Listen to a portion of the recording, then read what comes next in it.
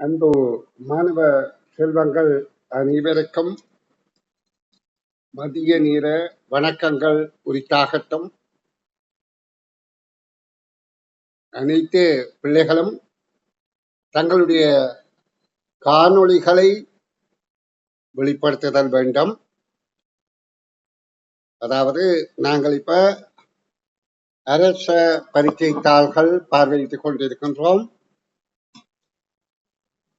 அந்த அரச பரீட்சை தாள்களை நாங்கள் 2000ஆம் ஆண்டில இருந்து 2024 வரையில உள்ள அரச பரீட்சை தாள்கள் தெளிவாக விடியளிக்கும் விளக்கங்கள் விளங்கிக் கொண்டால் நிச்சயமாக அரச பரீட்சையை வெற்றிகரமாக எதிர்கொள்ள முடியும் என்பது உங்களுக்கு அறிந்திருக்க வேண்டும். இப்ப நாங்க 2000ஆம் ஆண்டு அரச பரீட்சைத்தால் பார்த்து விட்டோம். இப்ப 2001 முடித்து 2002க்கு செல்வதற்குள்ள 2002 வினாத்தாள் 1 இறுதிப்பாக வினாக்களுக்கு விடை காணும் விளக்கங்கள் பார்க்க போகின்றோம். நான் இப்பொழுது உங்களுக்கு அந்த பக்கங்களை காண்பித்து அந்த பக்கங்களுக்கு விடையளிக்கிற விளக்கங்களை படிப்படியாக உங்களிடமிருந்து வெளிக்கொணர விரும்புகிறேன். ஏனென்றால் பரீட்சை செய்ய போறது நீங்கள். அப்ப அதை வாசித்து புரிந்து விளங்கி விடையளிக்கிற பக்குவத்தை நீங்க பெற்றிருக்க வேண்டும்னு நான் எதிர்பார்க்கிறேன். இப்போ இந்த வகுப்புல குறித்த எண்ணிக்கை மாணவர் இருக்கின்றபடியால் நான் அவர்களே நேரடியாக இந்த வகுப்பில அவர்களே விளக்கம் தருவதற்கு சந்தர்ப்பம் வழங்கக்கூடியதாக இருக்கின்றது. அந்த வகையில இந்த கேள்விக்கு பந்திய வாசித்து விளங்கி விடையளிக்க நான் முதல்ல அரோனிகாவை அழைக்கின்றேன். அரோனிகா, நீங்க இப்ப இந்த வினாவில உள்ள பந்திய வாசித்து விடை காணும் விளக்கங்கள் சொல்லுங்க. பின்வரும் வரைபடத்தில் உள்ள வட்டமானது தொலைக்காட்சியை பார்க்க விரும்பும் பிள்ளைகளை காட்டுகிறது. சதுரமானது செல்ல பிராணிகளை வளர்க்க விரும்பும் பிள்ளைகளை காட்டுகிறது. முக்கோணியானது விளையாட விரும்பும் பிள்ளைகளை காட்டுகிறது. இத்தகவல்களுக்கு ஏற்ப 28ஆம் 29ஆம் வினாக்களுக்குரிய விடை தருக. இப்ப இந்த பந்திய சொல்லி இருக்கிறது வட்டம் வந்து தொலைக்காட்சி பார்க்க விரும்புகிறவர்கள், சதுரம் வந்து செல்ல பிராணியை வளர்க்க விரும்புகிறவர்கள், முக்கோணம் வந்து விளையாட விரும்புகிறவர்கள். இதுல முதலாவது கேள்வியை பார்த்தோம்னா தொலைக்காட்சியை பார்ப்பதற்கும் விளையாடுவதற்கும் செல்ல பிராணி வளர்ப்பதற்கும் விருப்பமுடைய பிள்ளை யார் என்று கேட்டிருக்கு.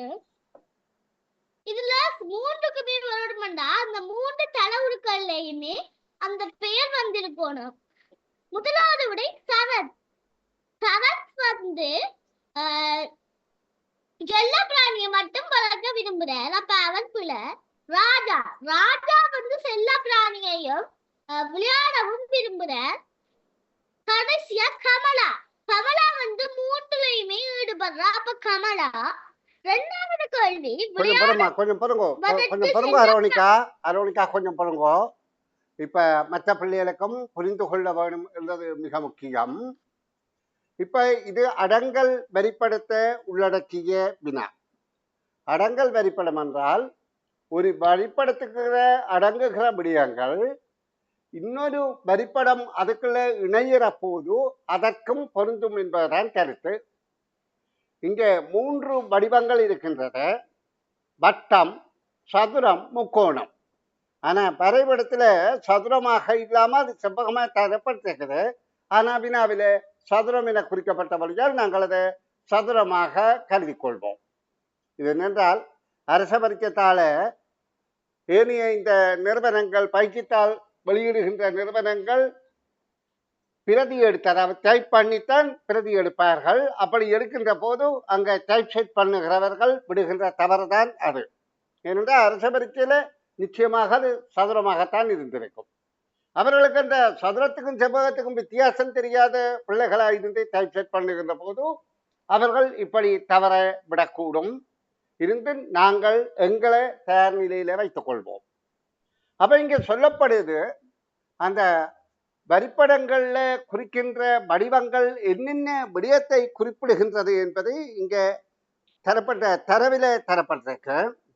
அதன்படி முதலாவது சொல்லப்படுகிறது சதுரமானது, சதுரம் என்பதை இதாக நாங்கள் கருதுவோம்.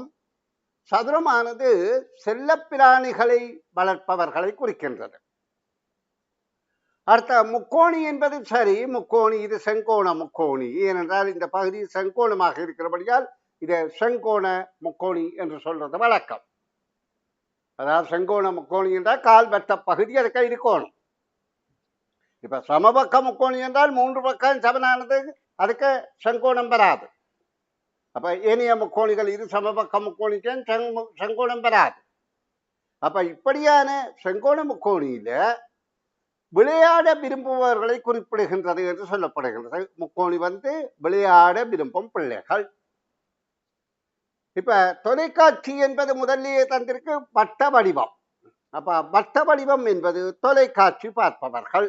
அப்ப நாங்க அதை குறித்து கொண்டால் எங்களுக்கு கேள்விக்கு விடை காண்பது இலகுவாக இருக்கும். அதாவது சதுரம் என்பது செல்லப்பிராணி, முக்கோணம் என்பது விளையாட விரும்புவார்கள், வட்டம் என்பது தொலைக்காட்சி பார்ப்பவர்கள். இப்ப இதை கொண்டு நாங்கள் புரிந்து கொள்ள வேண்டிய விடயம் என்னென்றால் 3 விடயங்களையும் உள்ளடக்கி இந்த 3 வடிவங்கள்ல இங்க தரப்பட்டிருக்கிற இதுல தரப்பட்ட மாணவர்களுடைய எண்ணிக்கையை பார்த்தால் 1, 2, 3, 4, 5, 6 மாணவர்கள் தான் இங்க தரவு தந்திருக்கு. ஆனா நாங்கள் இதை எண்ணிக்கை அவையவைக்கு என்னென்ன இயல்பு என்று எழுதி கூட்டுவோமாக இருந்தால் வித்தியாசமான எண்ணிக்கை வரும். இங்க பாருங்க, இது 6 தான் உண்மையான எண்ணிக்கை. இப்ப நான் இதுல உள்ளவர்களுடைய எண்ணிக்கையை தருகிறேன் பாருங்கோ. இதுல தொலைக்காட்சி பார்க்க விரும்புறவை எத்தனை பேர் என்றால் இந்த 3 பேரும் அடங்கும். இதுக்குள்ள வார 1, 2, 3 பேரும் அடங்கும். அப்ப அது 3. இனி சதுரத்துக்கு வார செல்லப்பிராணிகளை வளர்க்கிற எத்தனை என்று சொன்னால் 1, 2, 3, 4 வருகின்றது. அதாவது செல்லப்பிராணி வளர்ப்பவர்கள் 4 பேர். இது முதலாவது அதாவது வட்டத்துக்குள்ள வட்டம் என்பது எதை குறிக்கின்றது? தொலைக்காட்சி பார்க்கிறவன், தொலைக்காட்சி. அடுத்த செல்லப்பிராணி. இன்னும் ஒரு விடயம் இருக்கின்றது, இதுக்குள்ள விளையாட விரும்புறது முக்கோணி. முக்கோணிக்கு எத்தனை பேர் என்றால் அதுக்கு 3 பேர் இருக்கிறார்கள். அப்ப நாங்க அதையும் கூட்டினால் நீங்க பாருங்க 4, 3, 7, 7, 3, 10 பேர் வருகிறார்கள். ஆனா இருக்கிறதோ 6 பேர் தான். அப்ப இதுல உங்களுக்கு தெரியணும், சிலர் 2 விடயத்தை விரும்புகிறார்கள், சிலர் யாரோ 3 விடயத்தையும் விரும்புறவையும் இருக்கணும்.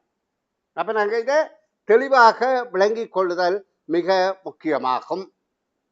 ஏனென்றால் இந்த வினாவில இப்படி கேட்கலாம், 10 வகையான, அதாவது 6 மாணவர்கள் ஒரு பங்கு பெற்றுகிற நிகழ்ச்சியில 3 பேர் தொலைக்காட்சியை பார்க்கிறார்கள், 3 பேர் தொலைக்காட்சியை பார்க்க விரும்புகிறார்கள், 4 பேர் செல்லப்பிராணி வளர்க்க விரும்புகிறார்கள், அதுக்கு பிறகு 3 பேர் விளையாட விரும்புகிறார்கள். 3 வகையான நிகழ்விலும் அதாவது 3 வகையான செயலிலும் ஈடுபட விரும்புபவர்கள் எத்தனை பேர் என்று கேட்டால் உங்களுக்கு இதுல 3ஐயும் வைத்து தகவல் சொல்ல முடியுமா? இங்க 10 பேர் என்று இருக்கு, இங்க 6 பேர் என்று இருக்கு. 10ல 6 போனா 4, 10ல 6 போனா 4. அப்ப 4 பேர் இருக்கிறபடியா எங்களுக்கு இதை கணிக்கிறது கஷ்டமாக இருக்கும். அப்ப 2 தகவலை தந்திருந்தா கணிக்கிறது சுலபமாக இருக்கும். இது என்ன கருத்து? 10 பேர்ல 6 பேர் தான் சரியென்றா 4 பேர் சோடியாக அல்லது 3 நிகழ்வை விரும்புகிறார். இங்க பாருங்க, இவர் சோடியாக 2 நிகழ்வை விரும்புகிறார், இவர் 1 நிகழ்வு, அதாவது இந்த நிகழ்வு மட்டும். இவர் 2 நிகழ்வை விரும்புகிறார், இவ 3 நிகழ்வை விரும்புகிறார்.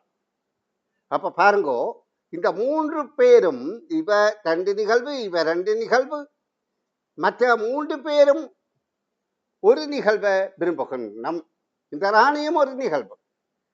அப்ப இதுல தனி நிகழ்வை பின்பற்றுபவர்கள் யார்? 2 நிகழ்வை பின்பற்றுபவர்கள் எத்தனை பேர், 3 பின்பற்றிய எத்தனை பேர் என்பதை தெளிவாக புரிந்து கொள்ள வேண்டும். அப்ப அந்தந்த வடிவங்களுக்கே இருக்கிற மட்டும்தான் அந்தந்த விடயத்தை விரும்புகிறார்கள். முதல் வட்டத்துக்கு வட்டம்தானே தொலைக்காட்சி. அப்ப தொலைக்காட்சி மட்டும் பார்க்க விரும்புகிற எத்தனை யார் என்றால் ராணி. அதே மாதிரி சதுரம் தானே செல்லப்பிராணி. அப்ப சதுரத்துக்கு இருந்து தனியே சதுரத்துக்கு வாரது சரண் ஒரு ஆள்தான்.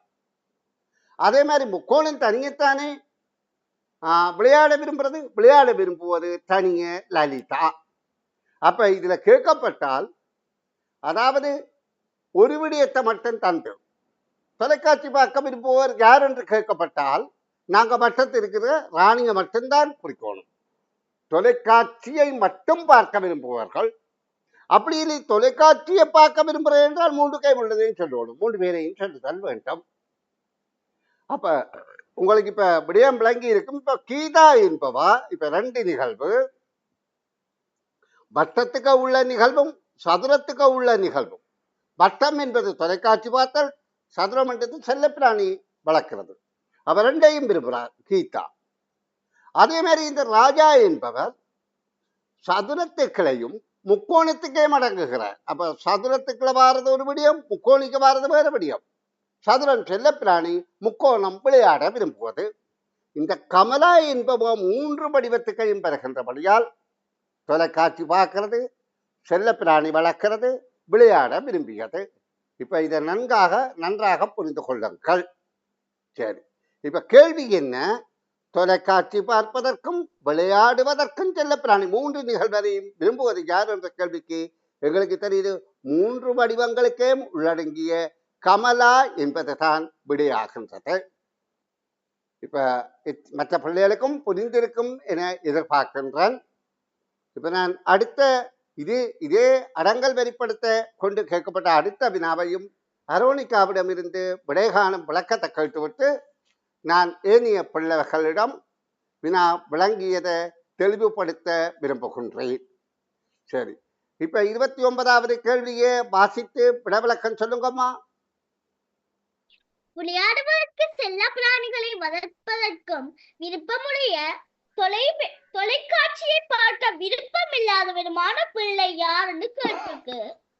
தொலைக்காட்சி பார்ப்பது வட்டம். வட்டத்துக்குள்ள அந்த பிள்ளை வரக்கூடாது, ஏன்னா அவங்களை பார்க்க விருப்பம் இல்ல. வட்டத்துக்குள்ள வராதது முதலாவது விடை ராஜா.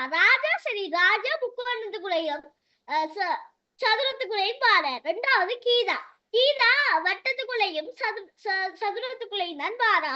லலிதா தனியா முக்கோணத்துக்குள்ள வாரா. இதுல 2ல ஈடுபடுறது ராஜா என்ற முதலாவது விடை சார். ஓ, வெரி குட். அதாவது இங்க தரப்பட்ட தரவுகளின்படி வினாவை கவனியுங்கோ.